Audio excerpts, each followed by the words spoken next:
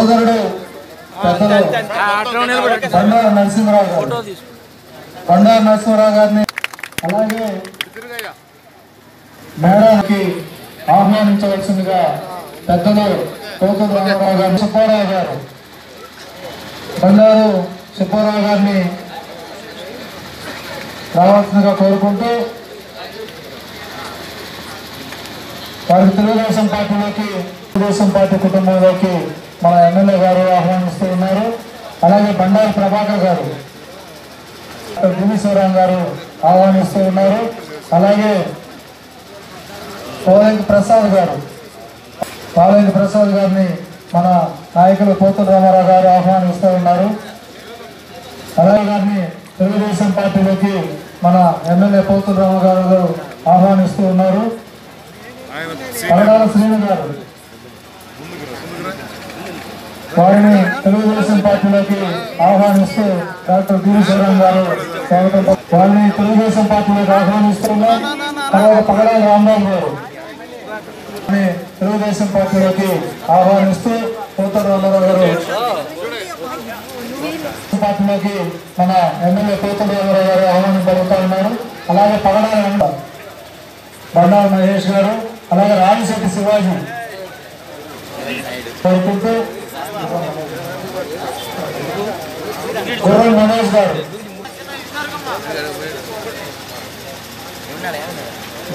గారిని వేదిక మీదకి రావాల్సిందిగా కోరుకుంటూ వారికి ఆహ్వానం పలుకు. నెక్స్ట్ బండారు మధుసూదన్ గారు వారిని పార్టీలోకి ఆహ్వానిస్తారు. రామశెట్టి అశోక్ నెక్స్ట్ బండారు హరికృష్ణ రామాంజనేయులు కుప్పాల రామాంజనేయులు మేడా మనోజ్ సుబ్బిశెట్టి ప్రసాద్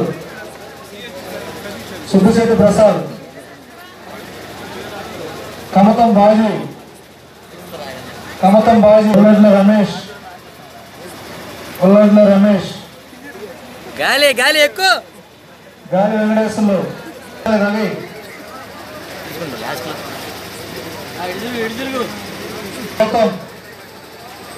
తోట సురేష్ వెంకటేశ్వర్లు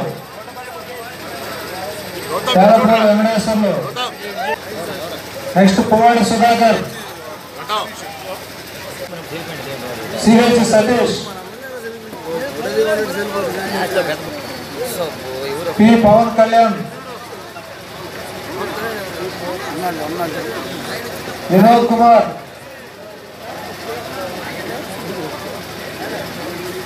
అరవింద్ అల్లూరి శివ సుధీర్ మీరందరూ ఈరోజు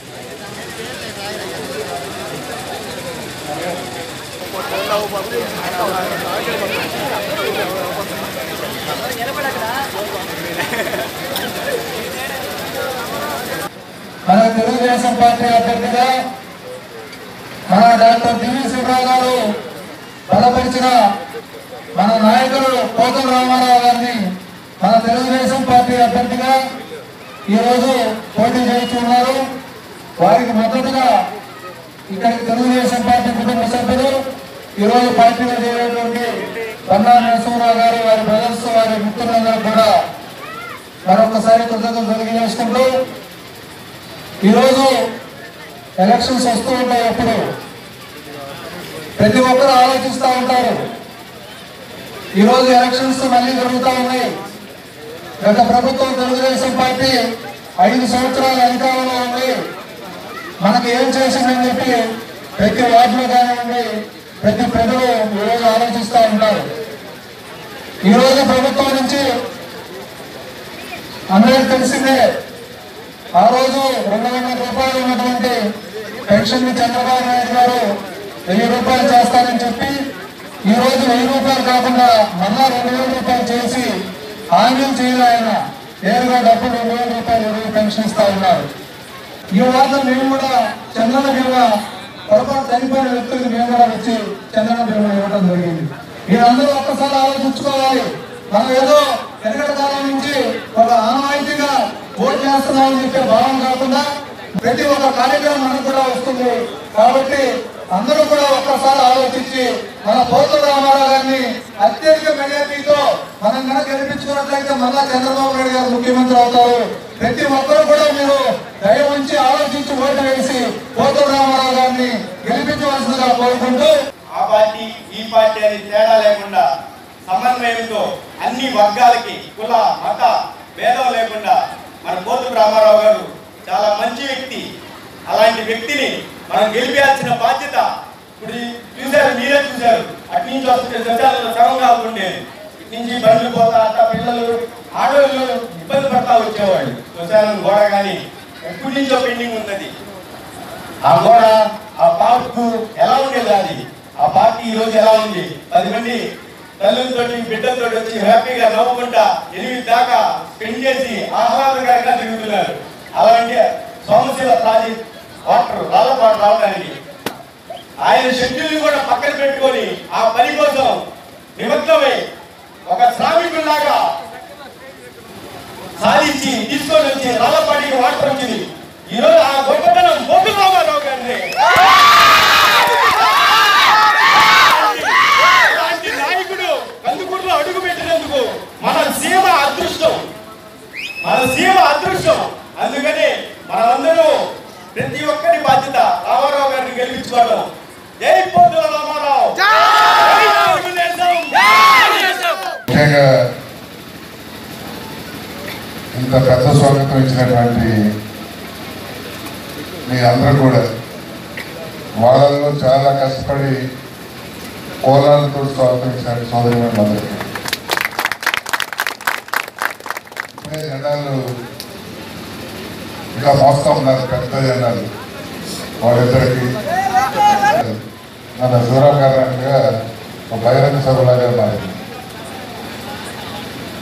చాలా సంతోషం. ఇంత అపూర్వమైనటువంటి స్వాగతంతో ఇంత మంచి సభతోటి మన మున్సిపాలిటీలో ప్రచార కార్యక్రమం మొదలుపెట్టుకున్నాం. దీన్ని మంచి శకునంగా మనం భావిస్తాం. ఇంత ఆదరణ ఉన్నటువంటి తెలుగుదేశం పార్టీ ఖచ్చితంగా 2019 ఎలక్షన్స్లో ఘన విజయం సాధిస్తుందనడానికి ఎటువంటి సందేహం. మీరు ఇక్కడ కోరుకున్న పనులన్నీ కూడా పూర్తి స్థాయిలో చేసి ఈ వార్డు బ్రహ్మాండంగా మనం ఏదైతే మనం ఇందాక చెప్పారో మన మంచి పార్కులు లాంటి ఇంకా మంచి రోడ్లు ఇవన్నీ కూడా ఇక్కడ ఏర్పాటు చేసుకున్నాం, ట్రైన్స్తో సహా. కందుకూరు పట్టణం మొత్తం కూడా, ఎందుకంటే భవిష్యత్తులో రాబోయే ప్రాజెక్టు గురించి వివరాలు చెప్పారు. రామాయపట్నం పోర్టు, అలాగే పెద్ద పరిశ్రమ భారతదేశంలో కల్లా ఒక్క చోట ఇంత ఎక్కువ పెట్టుబడితోటి ఎక్కడ పరిశ్రమ రాలేదు. కాలం పరిశ్రమ పెట్టినా కూడా 5,000 కోట్లు, మనకి 20-60 కోట్లతో వస్తా ఉంది. ప్రత్యేకించి మన నియోజకవర్గానికి ముఖ్యమంత్రి గారు ఇచ్చారు. దానికి మీ అందరి కూడా పూర్తి చేస్తాం. ఈ సోదరులందరూ కూడా ఎప్పుడు కూడా అండగా ఉంటాం. మన బండారు సోదరులు కానీ, మేడాల సోదరులు కానీ, అలాగే కళ్యాణితులందరం కూడా ఇప్పుడు కూడా ఏ పనున్నా కూడా నేరుగా నా దగ్గర రావచ్చు. కూడా ఎటువంటి సందేహం కూడా అక్కర్లేదు. ఇప్పటికే మీరు ఏదన్నా కూడా నేరుగా ఏ టైంలో కూడా నా దగ్గరికి వచ్చేటువంటి చదువు కూడా మీరు నేను ఇచ్చాను, మీరు తీసుకున్నారు కూడా. కానీ భవిష్యత్తులో కూడా మన మధ్య అటువంటి సంబంధాలే మనం ఇప్పుడు కూడా కొనసాగిద్దాం. అలాగే ఇక్కడ సోదరులు కూడా మన వసతి గారు కానీ, వారి పక్కన గ్రూపులు కానీ ఏ పని వచ్చినా కూడా వాళ్ళు కూడా నేరుగా నిర్మాణాలు కానీ అనేక కార్యక్రమాల్లో వాళ్ళు కూడా చురుకపడుకుంటున్నారు. ఆ సోదరులను కూడా ఈ సందర్భంగా ప్రత్యేక ధన్యవాదాలు తెలియజేసుకుంటూ ఇంత పెద్ద కార్యక్రమం ఏర్పాటు చేసిన అందరికి కూడా, కార్యకర్తలకి అందరికి కూడా, స్నేహితులందరూ కూడా, స్నేహితులందరికీ కూడా మరొకసారి ధన్యవాదాలు తెలియజేసుకుంటూ నేను దగ్గర కూడా సెలవు తీసుకుంటాను. ధన్యవాదాలు. ముఖ్యం సైకిల్ గుర్తు. నేను ఎమ్మెల్యేగా, మస్తారావు గారు ఎంపీగా పోటీ చేస్తున్నాం. మా ఇద్దరికి మీ వార్డులో పట్టణంలో కల్లా అత్యంత మెజారిటీ ఇచ్చేటట్టుగా మీరందరూ కూడా కృషి చేయాలని కూడా మరీ కూడా కోరుకుంటూ